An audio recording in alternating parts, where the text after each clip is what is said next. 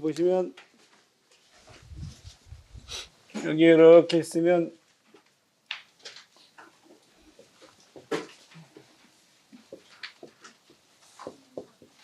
보통 우리가 좌파 우파 나뉠 때 제일 가장 기본적인 축이 자본주의에 대한 생각이에요.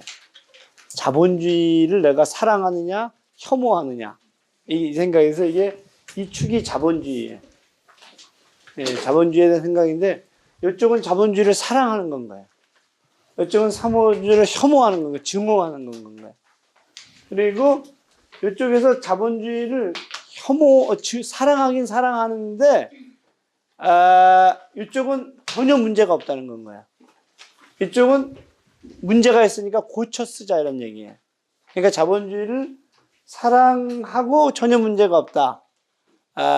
그래서 자본주의의 경제 시스템에 모든 걸 맡기면 민주주의에서부터 시작해서 모든 것들이 다 잘 된다. 이런 입장이 1번 입장이고 2번 입장은 자본주의는 늘 불평등을 만들어내니까 그거를 좀 고쳐 써야 된다. 이런 입장. 그래서 우리가 이거를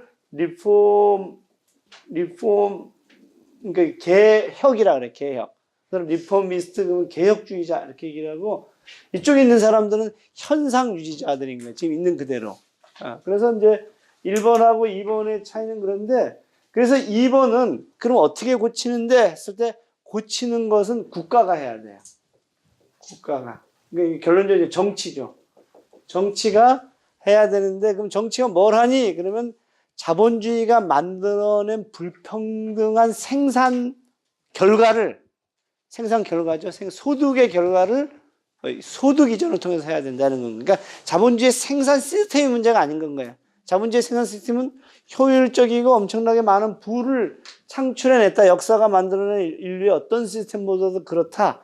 근데 그 부의 결과를 조정해갖고 하면 된다. 그래서 분배에 이제 개입하는 거예요. 분배에 개입할 때 누가 개입하느냐? 정치가 개입하는 건 거지, 국가가. 그래서 이제 요거가 구체적인 형태가 복지국가예요.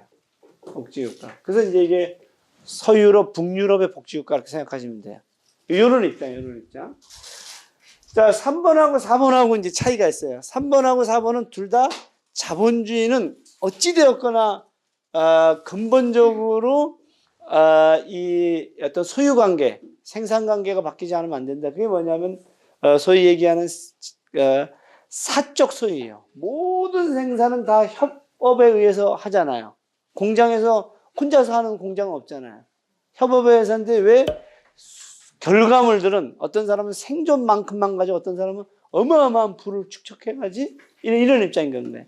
그러니까 생산 활동들은 전 사회적으로 하는데 소유는 너무 소수가 독점하는 이 시스템들 이게 과연 그대로 유지될 수 있을까? 이렇게 생각하는 사람들인 건 거예요. 그래서 생산수단의 공적인 소유 시스템들이 이 근본적인 대안이다. 이렇게 보는 사람인데 그런데 이쪽 사람들의 3번하고 4번의 차이는 이 변화하는 그 방식의 차이예요. 4번은 자본가들이 독점화되어 있고 경찰력도 가지고 있고 뭐도 갖고 있으니까 폭력혁명으로 가야 된다. 폭력혁명. 왜냐하면 저들을 일시적으로 저들의 저항들을 이 막아내는 방법은 일시적으로 폭력혁명으로 가고 그래서 일시적인 독재를 해야 된다. 그래서 그 독재가 프롤레타리아트 독재예요. 프롤레타리아트 독재. 그래서 우리는 프롤레타리아트 독재의 길을 거쳐야 된다. 이건 일종 이행 과정인 건 거예요. 독재 길을 거쳐야 되는 게 4번이에요. 3번은 아니다. 선거를 통해서도 충분히 가능하고 그 다음에 공기업 같은 것처럼 또는 노동자들이 기금을 통해 갖고 회사를 주식을 사는 건 거예요. 그런 어떤 그 노동자 기금이라든가 이런 걸 통해서도 점점 자본주의를 질식해 갈 수 있다. 그러니까 평화적인 이행들이 가능하다는 게 3번인 건 거예요. 이게 지금 보니까 송영 선생님 입장과 같은 느낌들이 좀 드는 거예요. 아까 글을 읽다가 보니까. 글을 읽다 보니까 하는 건 거고. 그 다음에 정미경 선생님은 어느 쪽이에요? 1번이에요? 2번이에요? 3번이에요? 4번이에요? 제가 보니까 1번이었는데 두 개의 글을 읽으면서 2번으로 바뀐 게 아닐까 이런 생각이 좀 들긴 하는데. 뭐 이제 그런 입장인 거예요. 그러니까 우리가 이제 여기에 있는 건가요? 여기서부터 여기까지 있는데, 지금 이제 여기서 이렇게 돼 있잖아요. 이렇게 돼 있는데, 1, 2, 3, 4인데 우리 한국은 어땠느냐? 한국은 3번, 4번이 1953년 전쟁을 끝나면서 북한으로 넘어가나 빨치산이 돼요. 3번, 4번이. 그래서 우리 한국에 없어요, 이게. 북한에만 있어요. 그리고 2번이 남았는데 조봉환 같은 사람이 전부 다 사형당해요. 그래서 2번도 없어졌어요. 우리나라는.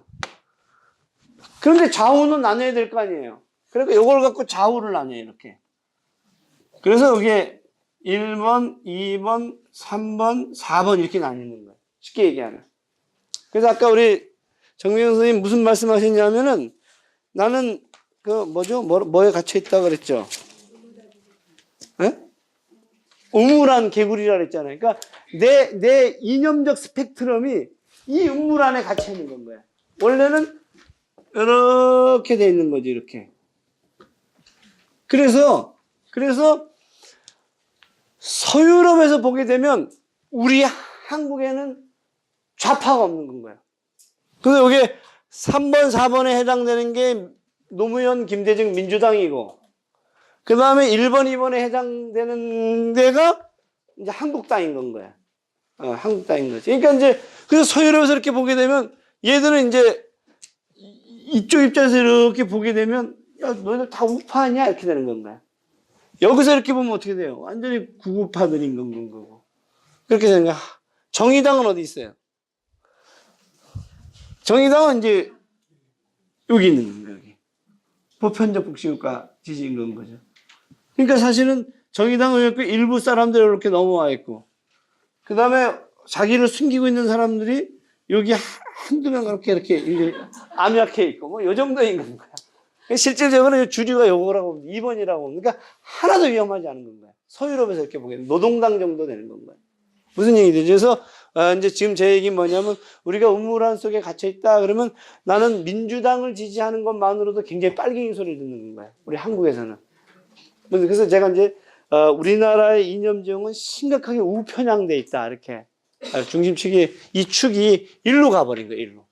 마치 이게 좌우를 나누는 기준이 이제 그렇게 돼 있고, 요거는 이제 리포미스틱, 리볼루셔널, 혁명주의자들인 건 거고, 이쪽은 그 현실 유지하는 건데, 보신 것처럼 여기 있는 사람들은 주요한 분배 체계가 시장이라고 믿는 거예요. 시장이.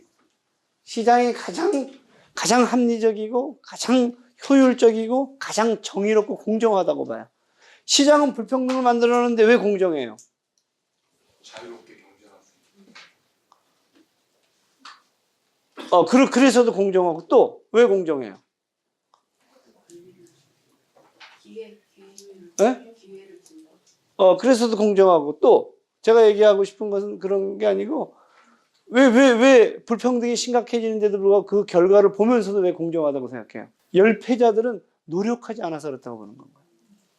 그러니까 상벌 체제를 내는 거예요. 인센티브하고 그 다음에 일하지 않는 사람한테는 벌을 주고 일하는 사람한테 상을 주는 철저한 시스템이라는 게 정의롭다고 하는 건 거예요. 무슨 얘기인지 그 시스템을 갖고 있어서 시장의 불평등이라는 것은 그가 노력하지 않은 것에 대한 당연한 차별이다 이렇게 보는 건가요. 그래서 그들에게 노력하지 않으면 차별을 받는다는 것을 가르쳐라. 이게 시장의 논리인 건가요. 그러니까 우리가 시장주의자들을 공격할 때 이렇게 공격하면 안 돼요. 야, 뭐 불평등이 생기잖아. 그러면 시장주의자들이 뭐라 그래요? 그래서 임마 공정한 건 거야. 불평등이 생겨서. 노력하지 않는 놈도 있는데 그것이 결과적으로 비슷하면 그게 무슨 공정함이야. 이렇게 보는 건가요. 그래서 이 친구들을 굉장히 혐오하는 건가요. 왜 혐오해요? 아니 그 상벌 체제를 어떻게 돼? 얘들이 누구 걸 가져다가 성공한 사람들의 돈을 가져다가 이쪽에서 나눠주니까 이쪽에서 되게 혐오하는 건가요. 이것만 말할 것도 없고. 그래서 여기 있는 사람들은 이쪽에 있는 사람들은 2, 3, 4번이 똑같아요. 똑같이 뭐라 하냐면 이 사람들 전체주의자 그래요. 전체주의자야. 그러니까 국가가 시장에 개입하는 일체 것들은 정도의 차이가 있지만 다 전체주의라고 그러는 거예요. 그래서 하이에크의 노예로의 길을 보게 되면 보편적 복지가 다 전체주의랑 똑같아요. 계획에 의한 건 거고, 그 다음에 폭력적인 건 거고, 다 똑같아요. 그러면, 제가 지금 오늘 가지고 온 책은 4번의 입장인 건 거예요. 4번의 입장인 건 거예요. 그러면 저는 왜 4번의 입장을 가지고 여러분들이랑 이렇게 공부를 하느냐 했었을 때, 성찰이라는 건 뭐냐면 나하고 가장 다른 것들 옆에다 세워놓아 보면 내가 보이는 건 거예요. 예를 들면 1번 옆에다가 2번을 세워놓으면 1번하고 2번만 보여요. 근데 1번 옆에다가 4번을 세우면 뭐까지 보여요? 3번, 2번이 다 보여요. 그래서 내가 대단히 잘 보여요. 나랑 아주 차이 나는 것들을 갖다 놓을수록. 그래서 제가 이제 하고 싶은 것은 이 머릿속에 우리가 비어있는 공간들은 2번까지는 대강 들었는데 이것도 제대로 듣지 않았어요. 왜냐하면 우리의 2번은 사실 민주당이라고 생각하니까. 그래서 이번에 민주당 그 정책 결과 보니까 다시 어디로 가요? 이 토건으로 이제 해결하기 시작하잖아요. 그러니까 이제 그런 것들이 왜 그러냐면 요 통 안에서 그 차이가 너무 미미한 건 거예요. 그러다가 조금이라도 경제 위기가 온다든가 성과가 안 나온다든가 그러면 회귀할 수밖에 없는 문제 이런 건데, 어찌됐거나 그래서 이 책은 여기 간 건 거예요. 여기 간 건 거예요. 여기 가 있는 거예요. 그런데 이 책이 언제 나왔어요? 1950년에 나왔어요. 50년. 그리고 더 트루스 어바우트 소셜리즘. 소셜리즘에 관한 진실. 이런 거죠. 진실인 건. 그래서 자기 진실을 쓴 건데, 그럼 이 양반은 왜 그랬냐면, 당시에 소련을 마르크스의 사회주의를 실현했다고 믿는 상태에서 쓴 건가요? 그러니까 이제 이 책은 지금으로 보게 되면, 이게 좀 너무 나간 건 거지. 왜냐면 소련이 이미 망했는데.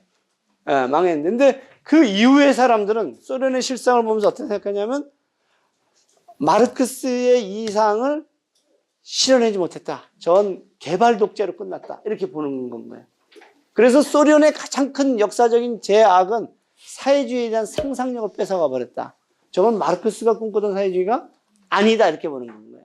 아니다. 이렇게 보는데, 아무튼 이 양반은 그거랑 동일시켜 놓은 건가요. 그래서 이 책을 읽다가 좀 불편한 것들이 막 생기는 건가요.